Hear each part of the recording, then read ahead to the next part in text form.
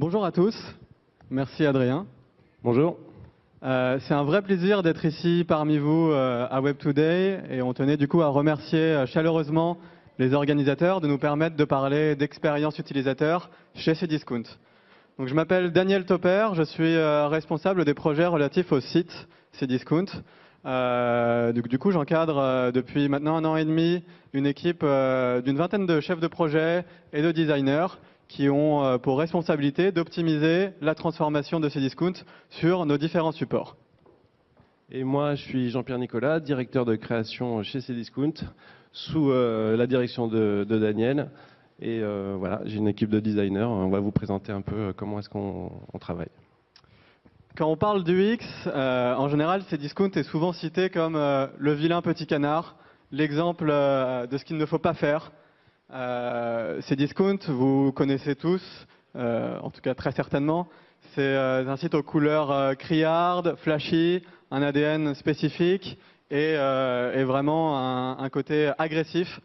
L'objectif de cette présentation, ça va être de vous présenter la place de l'UX chez Cdiscount et de vous montrer que derrière ces couleurs criardes et ce côté anticonformiste, on va dire, il y a toute une réflexion et beaucoup de rationnel. Très rapidement, Cdiscount, c'est un acteur du e-commerce, c'est un leader en France du e-commerce depuis 1998. On fait aujourd'hui plus d'1,5 milliard d'euros de chiffre d'affaires en France.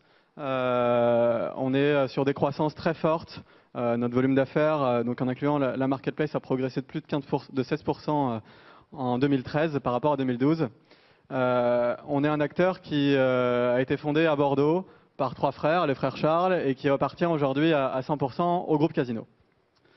Donc c'est français en gros, hein, Cdiscount. On est un acteur français, sur la côte atlantique aussi, pas loin d'ici. On a plus de 10 millions de clients aujourd'hui qui viennent tous les jours sur notre site, passer des commandes ou trouver des bonnes affaires. 10 millions, ça fait quand même quasiment un internaute sur 3, sur 4, 3,5 qui est soit client, soit a été client de Cdiscount. Et enfin, on est aujourd'hui 1500 employés, tous à Bordeaux ou dans la région bordelaise. 1500 employés, du coup, ça fait une grosse start-up maintenant. On va dire qu'on est en train de passer de la phase de la start-up à celle du grand groupe. Donc Cdiscount, voilà, aujourd'hui, c'est ça en termes de photos. Cdiscount, c'est un positionnement très clair depuis sa création de l'offre, des prix et des services. De l'offre parce que Cdiscount a toujours proposé un catalogue de plus en plus large de produits. On a aujourd'hui plus de 100 000 références en propre et plusieurs millions de références grâce à nos vendeurs de la marketplace. On vend énormément de produits. Alors historiquement, vous nous connaissez certainement pour du DVD ou des produits techniques, mais il faut savoir aujourd'hui qu'on est un des très gros acteurs de la vente de produits électroménagers, de produits de maison, Déco, de vin aussi. Du On vin, vend ouais. plusieurs millions de bouteilles de vin chaque année. Donc on a vraiment un catalogue très large. Et c'est à retenir notamment dans les enjeux qu'on a en termes de UX, c'est restituer toute cette largeur de catalogue. C'est vrai que c'est une complexité pour ceux qui ont des sites ici, forcément. D'avoir une largeur d'offres aussi complexe et aussi profonde, ça crée pas mal de difficultés, on va le voir après. En termes de positionnement, Cdiscount, c'est bien sûr le prix. On a une agressivité prix qui est connue et reconnue et prouvée. On a toujours été positionné sur le prix. On est un discounter, donc on propose des produits de marque à des prix défiant toute concurrence. On peut proposer ces prix-là en ayant des volumes d'achat très importants et en réduisant au maximum nos marges et nos coûts de structure. Et Cdiscount, c'est aussi une offre très large de services, de livraison et de paiement. On propose, je pense, à peu près tous les modes de paiement qui existent, de la carte bancaire évidemment, au paiement en cash en magasin, en passant par du paiement via Byster, via PayPal, etc. Et c'est vrai que toutes ces fonctionnalités, tous ces services créent pas mal de complexité. On imagine bien que sur le front, ils ont tous une sorte de lobby en interne, ils souhaitent tous être présents au premier niveau. C'est un peu la guerre des niveaux de lecture. Et nous, on essaye de conjuguer tout ça en essayant de replacer justement l'utilisateur et quelles sont ses attentes au milieu de tous ces enjeux. Et enfin, Cdiscount, en termes d'ADN, au-delà du positionnement, on a un ADN qui est vraiment spécifique et reconnaissable. On a clairement un positionnement autour des deals. Donc quand vous allez sur le site, on vous met en avant des produits et on va évoquer le mode de fonctionnement qu'on a en interne pour cela. On vous met en avant des produits qu'il faut saisir à un instant T avec un compte à rebours, un prix barré, un prix souvent en gras, gros et rouge. Donc ça, c'est vraiment des deals à saisir. On a également des ventes flash. Ça clignote volontairement, c'est pour être raccord par rapport au site. Je pense que Cdiscount est peut-être l'inventeur des ventes flash, c'est une bonne question. Oui, en tout cas, ça fait longtemps qu'on utilise les ventes flash. Les ventes flash, c'est du stress et de l'incitation sur une période de temps limitée ou sur une quantité de produits limitée à saisir une opportunité. Et enfin, Cdiscount, c'est un ton décalé. Alors là, on a mis un exemple, mais on aurait pu en choisir d'autres. Un ton décalé et assumé. Ça va des soldes de la grande boucherie à la grosse fessée sur les prix. Voilà, on a un ton un peu BD. Voilà, c'est ça, on essaye d'être toujours un peu dans l'illustration, d'être sérieux sans se prendre au sérieux, de créer un petit peu de connivence avec nos utilisateurs. Parce que, bon, c'est sûr, le commerce, c'est quand même quelque chose de très sérieux. On vend des prix, il y a beaucoup de personnes qui sont engagées. Mais quand on parle d'une opération commerciale, on essaye, et c'est historique, hein, c'est depuis les frères Charles dont parlait Daniel tout à l'heure, historiquement, on a ce positionnement un petit peu décalé. On essaye d'avoir toujours un petit clin d'œil, d'être toujours un petit peu marrant, un petit peu irrévérencieux. Donc là, l'exemple, la grosse fessée. Sur les prix, toujours sur les prix, de toute façon, si on fait quelque chose, c'est sur les prix. Et donc, voilà, un exemple de notre ADN, en tout cas dans notre style de communication sur le site. Et enfin, pour continuer sur Cdiscount, on est aujourd'hui présent sur tous les supports. On est évidemment sur desktop parce que c'est le support historique, mais on est aujourd'hui sur tablette et sur smartphone. Pour vous donner un chiffre sans trahir de secret, on a aujourd'hui à peu près un tiers de notre trafic qui se fait en dehors du desktop. Et c'est parfois plus que ça le week-end ou en soirée. Donc aujourd'hui, ces enjeux de mobilité, ils sont essentiels et on les adresse par une présence sur chacun des supports. On a une présence spécifique sur PC et tablette via un site responsive. On a un site dédié pour le smartphone et on a ensuite 5 applications qui sont voilà, donc des applis Windows 8 sur PC et tablette, des applis iPad, enfin une appli iPad, une appli Windows Phone, une appli iPhone, une appli Android. Donc on a plusieurs millions d'applis téléchargées à date. On a en fait 7 interfaces à maintenir. Et ce qu'on voulait vous faire comprendre, c'est que cette ribambelle, on va dire, d'interface, c'est là aussi une complexité additionnelle dans notre process de maintien et d'évolution de nos interfaces et du site et dans l'expérience client chez Cdiscount.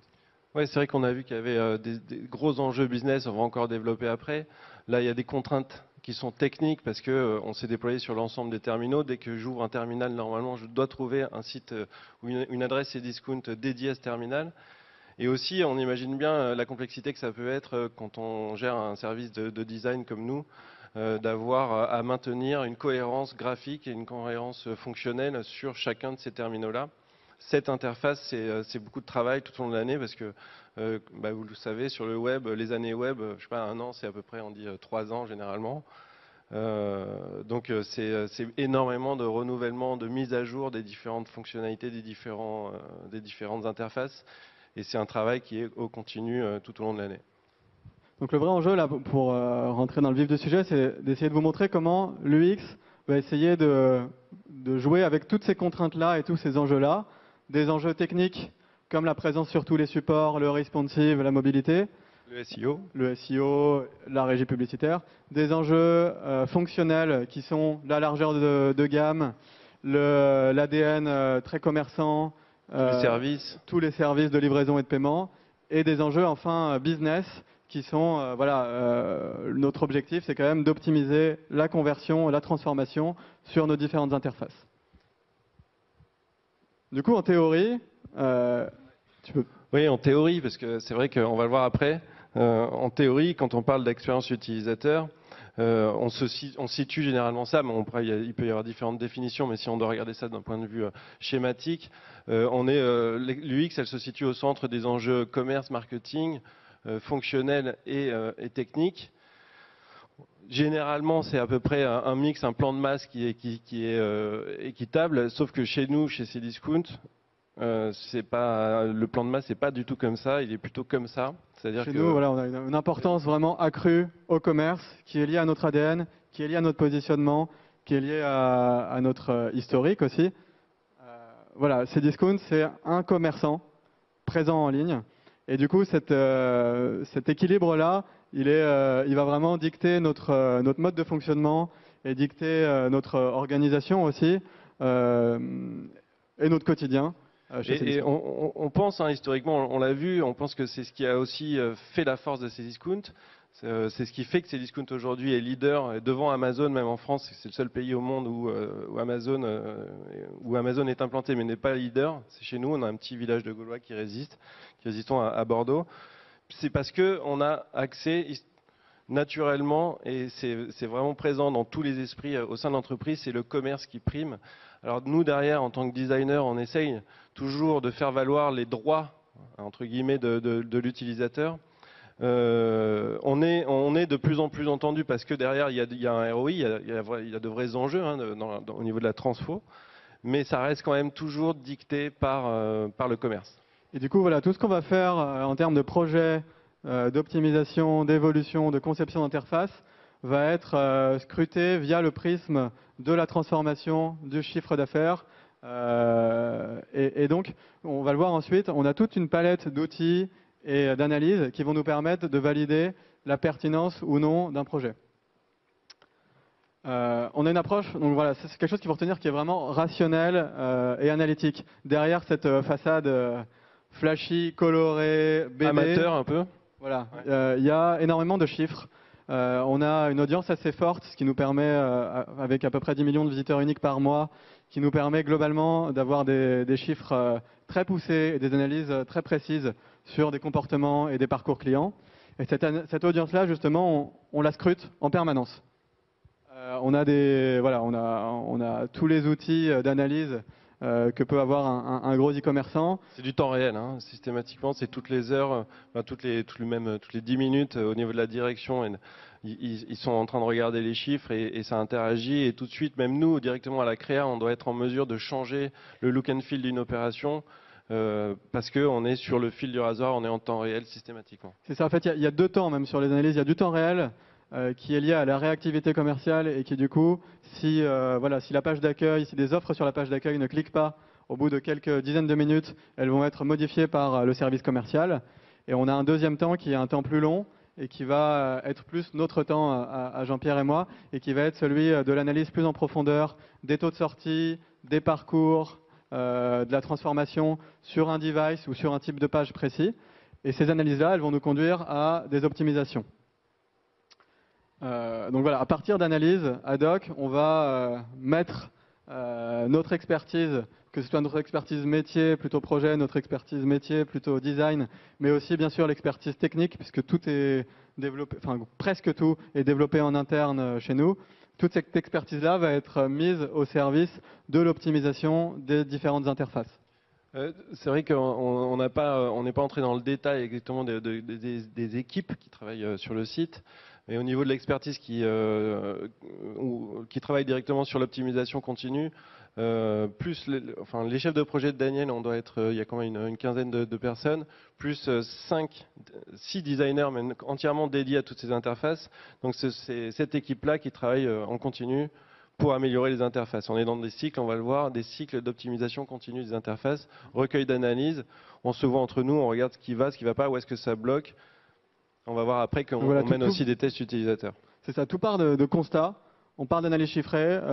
Une page, par exemple, la fiche produit sur le site smartphone, on se rend compte que son taux de rebond est très élevé. On va mener des analyses et on va essayer de faire évoluer cette page. On va du coup créer des nouveaux prototypes, des nouveaux storyboards qu'on va soumettre à des tests utilisateurs. Alors pour l'instant, les tests utilisateurs, on les mène pas. De toute façon, comme c'est en continu tout au long de l'année, on n'a pas un prestataire dédié pour nous mener des tests quali avec des ergonomes en blouse blanche qui vont regarder tout ça. On essaye d'en faire le maximum. Enfin, on en fait quelques fois dans l'année sur des sujets très sensibles. Mais la plupart des tests sont menés en interne. On appelle ça quick and dirty. On va récupérer des personnes, on a 1500 employés, donc on peut aller chercher des personnes qui ne sont pas forcément les plus expertes dans le domaine des interfaces. On les rassemble autour d'une table, on leur soumet nos différentes conceptions. On identifie rapidement des points bloquants parce qu'à ce niveau-là, on voit tout de suite s'il y a quelque chose qui est bloquant.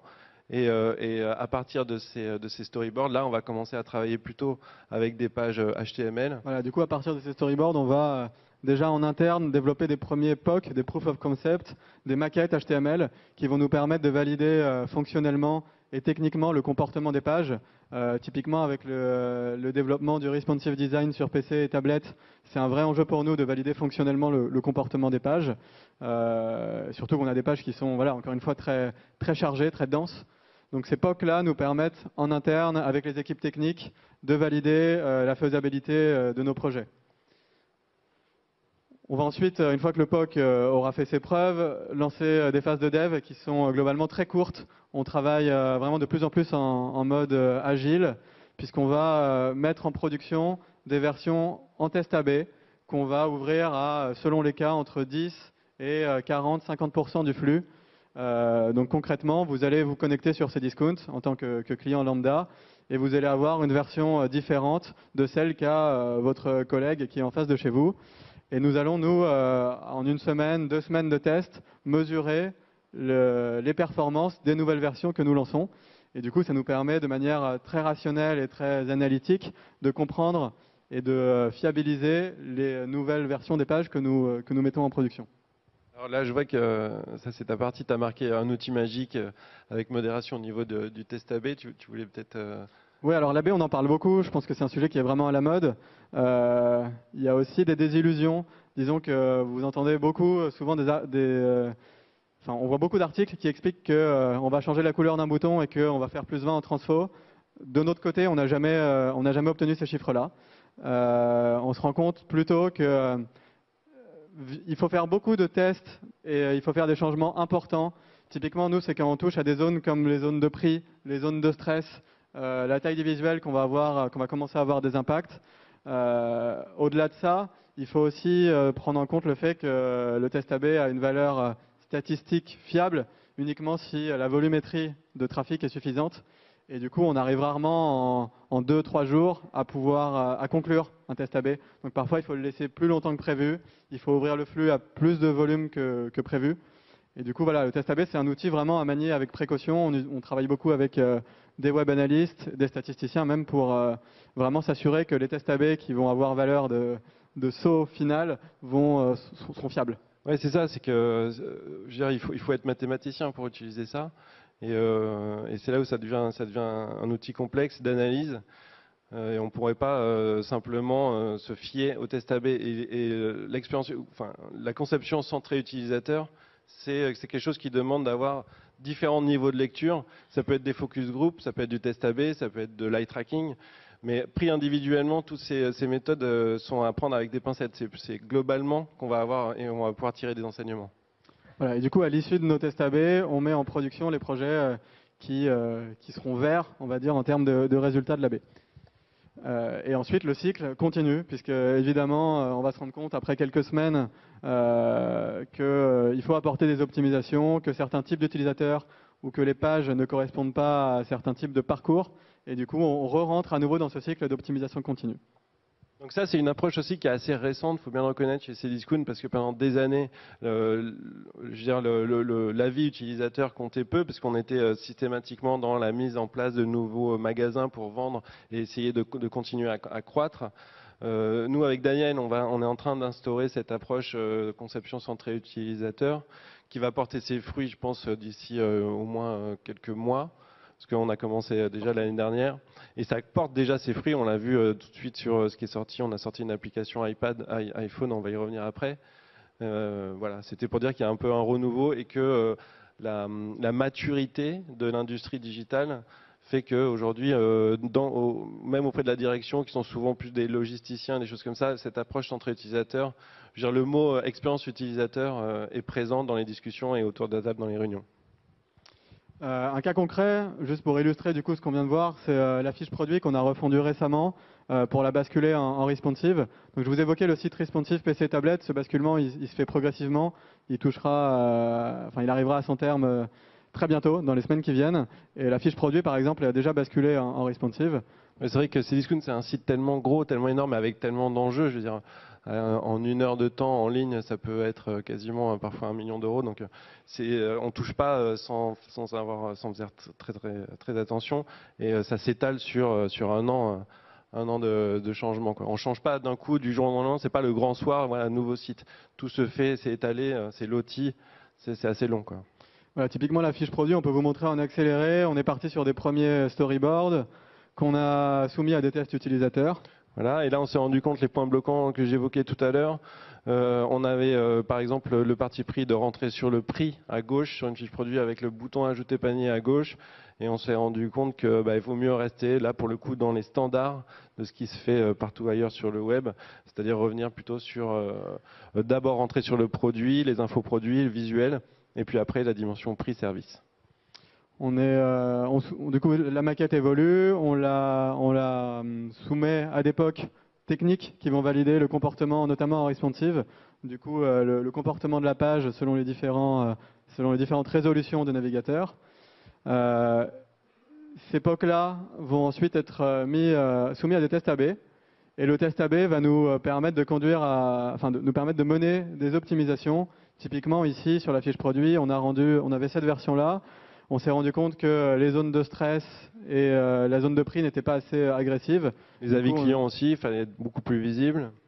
Voilà, donc du coup on arrive à cette version-là qui est à peu près celle qu'on a en production aujourd'hui, mais qui évolue en permanence et encore une fois qui évolue via le cycle qu'on a évoqué, avec toujours comme prisme la transformation de cette page, la zone de prix et les taux de clic sur le bouton d'ajout panier qui sont nos indicateurs de performance essentiels et principaux.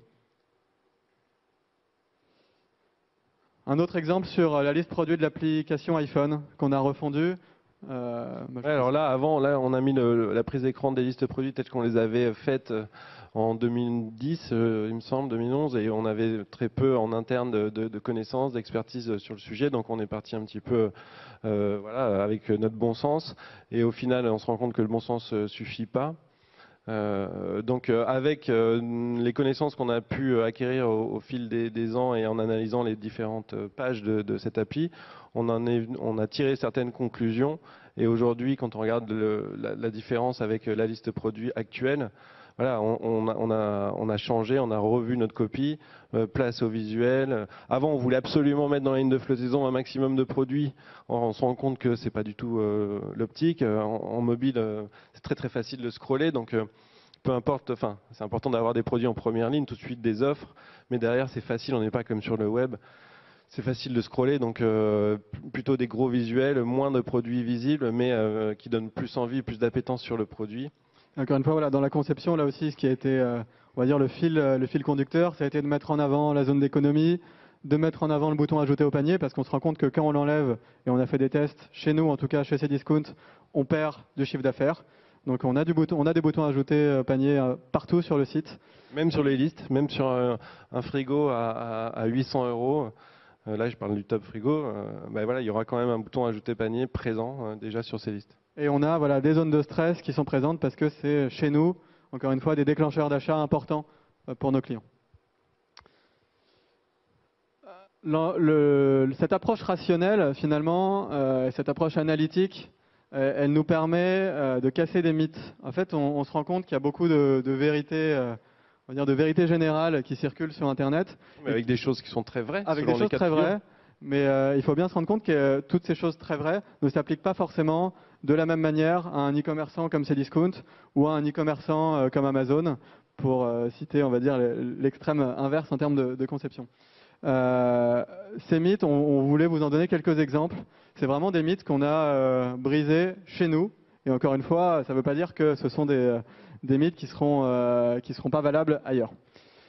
Le premier, c'est keep it short and simple. On dit toujours que plus une page est claire, aérée, avec peu d'informations, plus le client va justement trouver cette information directement. Chez nous, vous allez sur notre page d'accueil en ce moment, c'est plutôt ça, et encore là vous n'avez pas toute la profondeur, ça scrolle encore plus bas. Donc on a vraiment une abondance, une surabondance même de produits et d'offres. Et on voit que c'est notre positionnement, on voit de loin d'ici d'où vous êtes, on voit énormément de produits, et puis qu'est-ce qui ressort en gros, c'est du prix, des prix en rouge.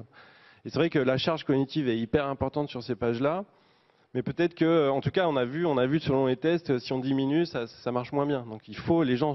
Peut-être qu'il y a aussi ce jeu sur ces discounts, et c'est propre à nous. On ne dit pas que c'est une vérité qu'il faut appliquer, mais chez nous, peut-être qu'il y a ce côté un peu foire-fouille. Oh, regarde, chérie, j'ai trouvé ça, et que les autres l'ont pas vu parce que c'est compliqué de le trouver, quoi. Et typiquement sur ce cas particulier de la page d'accueil, on a fait un test AB où on a fait une page d'accueil qui était très longue versus une page d'accueil qui était très courte. C'est la page d'accueil très longue qui l'a emporté. Contrairement à tout ce que nous disaient des études qui nous disent bah voilà, plus votre site est lent, plus vous allez pénaliser la transfo. Chez nous et auprès de notre audience, ça a été exactement l'inverse qui s'est prouvé. Et on se rend compte que notre client vient chez nous et vient chez nous plusieurs fois par jour pour voir ce qui se passe en termes d'offres et en termes d'animation commerciale. Donc l'abondance, et la surabondance, la surcharge connective, elle peut être utile au commerce. Ouais, sur ces discounts en tout cas. Le deuxième, c'est typiquement un autre exemple. On vous dit souvent, vous voyez souvent des articles qui vous disent quand vous mettez un produit en avant sur votre page d'accueil, il faut que le client qui clique dessus puisse trouver directement la fiche produit et en un clic, le fameux one click, on va dire, ajouter ce produit au panier et finaliser sa commande. Chez nous, c'est plus compliqué que ça. Chez nous, vous pouvez cliquer sur le produit, vous retrouver sur ce qu'on appelle une vitrine, passer un peu de temps pour déjà essayer de retrouver le fameux produit en question. C'est un peu déroutant parfois. On est typiquement dans le parcours Ikea. C'est-à-dire qu'on est venu acheter un tapis et puis on repart avec des bougies, des verres, enfin des plantes, ce que vous voulez.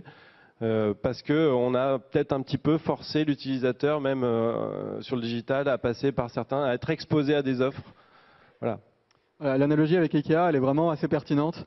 Quand vous allez chez Ikea pour acheter un canapé, vous repartez souvent avec autre chose qu'un canapé parce que vous êtes obligé à faire un parcours du combattant. Chez nous, c'est un peu ça aussi. On vous incite et on vous propose de l'offre, y compris des produits que vous n'étiez pas venu chercher particulièrement. Si vous avez réussi à trouver le produit que vous étiez venu chercher, d'ailleurs. Parfois, il faudrait donner une médaille à certains utilisateurs. C'est tout l'enjeu. Ouais. Le dernier mythe, c'est la réassurance.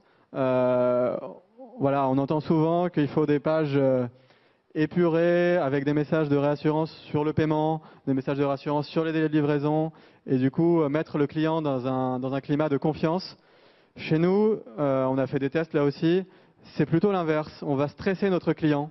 On va lui expliquer que via des gros comptes à rebours, via des messages clignotants, via des couleurs agressives, qu'il faut qu'il saisisse cette offre maintenant, tout de suite, parce que sinon il n'y en aura plus. Et effectivement, souvent les offres partent vite, donc souvent il n'y en a plus.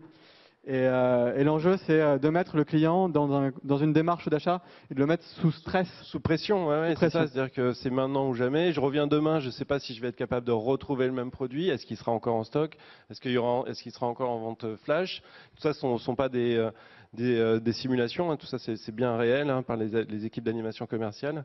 Donc voilà, le client, il arrive chez nous. Et d'ailleurs, on a des taux de transfo qui sont vraiment très largement au-dessus de la moyenne du web. Et c'est certainement dû en partie à ce stress, à cette pression commerciale que l'on met. Historiquement, encore une fois, c'est historique. On peut pas, enfin, je veux dire, Amazon ou même d'autres qui sont beaucoup plus épurés vont pas pouvoir passer sur ce type de communication comme ça du jour au lendemain. Mais nous, on a tendance à faire des benches assez réguliers de nos concurrents. Même des concurrents qui sont directs, et on voit qu'ils rentrent petit à petit aussi eux-mêmes dans cette démarche, hein. Je pense à Pix, je pense à RDC qui rentrent voilà, doucement mais sûrement dans ce genre d'approche. Voilà. Du coup, ça c'est des mythes qu'on a pu chez nous, on va dire, infirmer. En conclusion, l'UX chez nous, il accorde une vraie place au commerce parce que c'est notre ADN, c'est notre positionnement, c'est notre métier. L'UX, il doit s'adapter au jour le jour et du coup dans notre travail au quotidien, on doit s'adapter à cet ADN commerçant, à cet équilibre entre les enjeux business, les enjeux techniques et les enjeux fonctionnels. Et du coup, restituer toute cette largeur d'offres. Donc l'UX doit vraiment s'adapter à l'ADN de l'enseigne. On a vraiment une approche qui est analytique. Voilà, encore une fois, ne vous fiez pas aux couleurs criardes et à la surcharge. On mesure tout ce qu'on fait, ou en tout cas, on essaye de mesurer tout ce qu'on fait, et on essaie d'avoir une approche rationnelle derrière ce côté BD et animé. Et enfin, attention aux idées préconçues. Les idées préconçues ne s'appliquent pas forcément de la même manière à tous les sites. Et selon votre positionnement, voilà, votre UX doit être adapté à votre positionnement et à votre ADN et surtout à votre objectif. Merci à tous.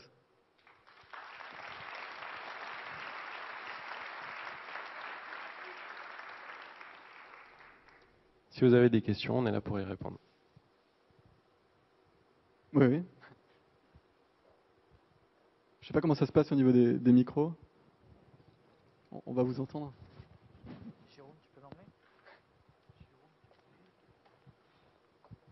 Bonjour, Marc Durouchou, agence Coates, agence digitale à Nantes. J'avais une question, vous aviez dit que vous aviez 30% du trafic sur mobile et tablette, ou uniquement sur mobile, je ne sais plus.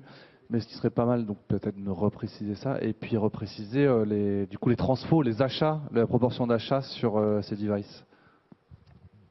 Globalement, aujourd'hui, alors on peut pas dévoiler tous nos chiffres parce que le e-commerce est un secteur ultra concurrentiel et du coup, je pourrais pas vous répondre précisément à tout ça. Les ordres de grandeur, c'est qu'on a plus de 30% de notre trafic qui se fait hors du PC, donc sur smartphone et tablette. On remarque que la tablette est plutôt en train de stagner et que le smartphone, lui, continue à progresser très fortement. Et enfin, en termes de CA, on était en fin d'année 2013 à plus de 15% de notre CA qui a été fait, environ 15% de notre CA qui a été fait hors du PC.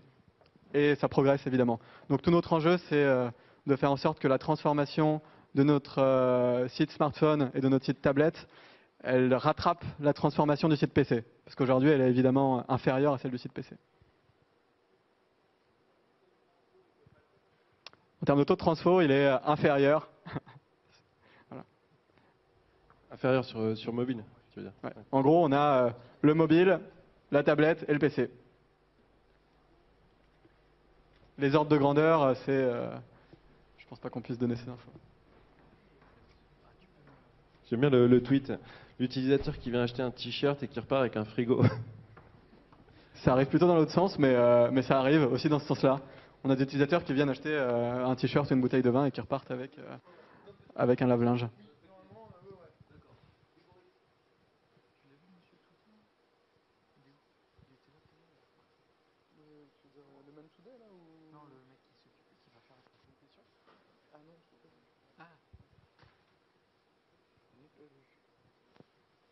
Il y a une question là-haut, je crois.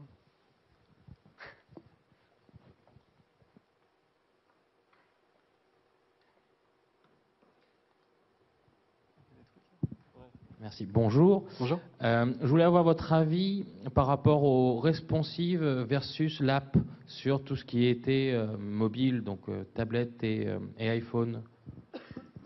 Responsive versus, pardon, je n'ai pas entendu. L'application.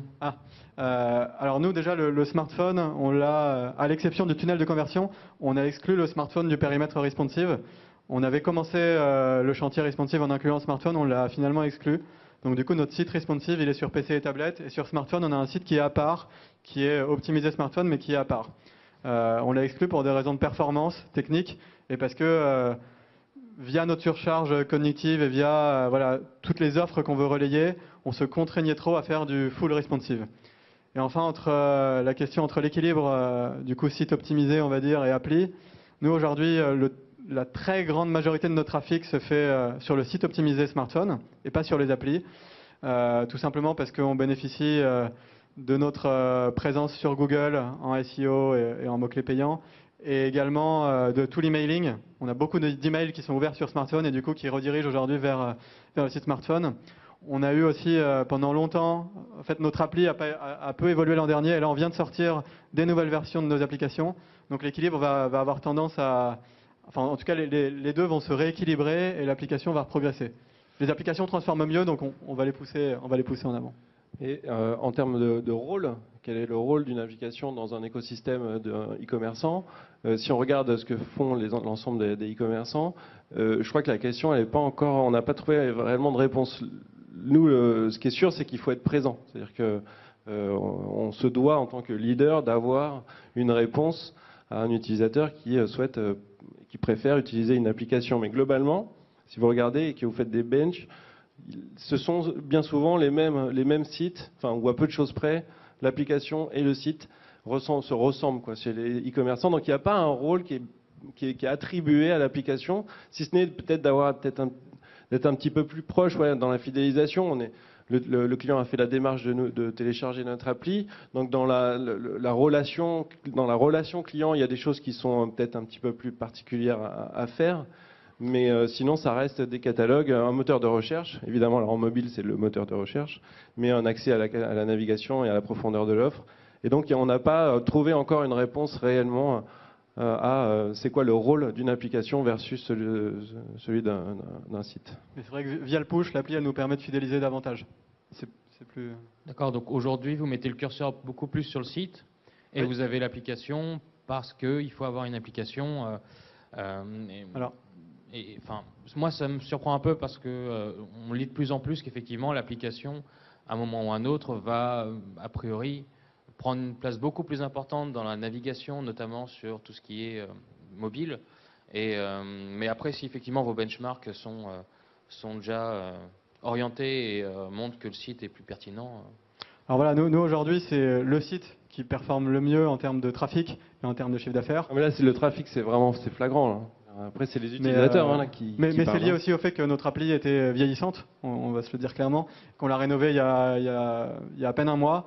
Et voilà, là, ça va se rééquilibrer. Mais clairement, aujourd'hui, c'est le site qui draine l'activité mobile. Parce qu'il y en a encore énormément de requêtes Google, ils étaient là tout à l'heure.